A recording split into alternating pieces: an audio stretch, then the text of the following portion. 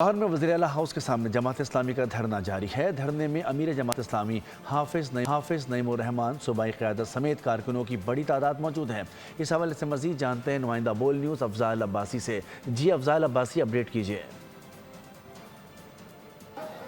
جی بالکل، ملک کی طرح لاہور میں بھی جماعت اسلامی کا پیٹرولیم مصنوعات کی قیمتوں میں اضافے اور مہنگائی کے خلاف جو ہے وہ احتجاجی دھرنا جاری ہے۔ لاہور کی چیئرنگ کراس پر جو ہے کل جماعت اسلامی کے کارکنوں کی بہت بڑی تعداد یہاں پر جمع ہے اور امیر جماعت اسلامی پاکستان حافظ نعیم الرحمان نے اب سے کچھ دیر پہلے کارکنان سے خطاب کیا اور امیر جماعت اسلامی پاکستان نے حکومت کی جو مہنگائی کے حوالے سے پالیسیز ہیں اور پیٹرولیم مصنوعات اور اسپیشلی جو لیوی ٹیکس ہے اس پر خاصی کڑی تنقید کی، اور امیر جماعت اسلامی حافظ نعیم الرحمان کا کہنا تھا کہ جب تک لیوی ٹیکس ختم نہیں کیا جاتا جماعت اسلامی کا ملک بھر میں احتجاج جو ہے وہ جاری رہے گا۔ اس کے ساتھ ساتھ کارکنوں کی بھی جانب سے حکومت کے خلاف شدید نعرے بازی کی گئی ہے اور کارکنان کا یہی کہنا ہے کہ جب تک حکومت پیٹرولیم مصنوعات پر لیوی ٹیکس کا خاتمہ نہیں کرتی احتجاجی دھرنا جاری رہے گا۔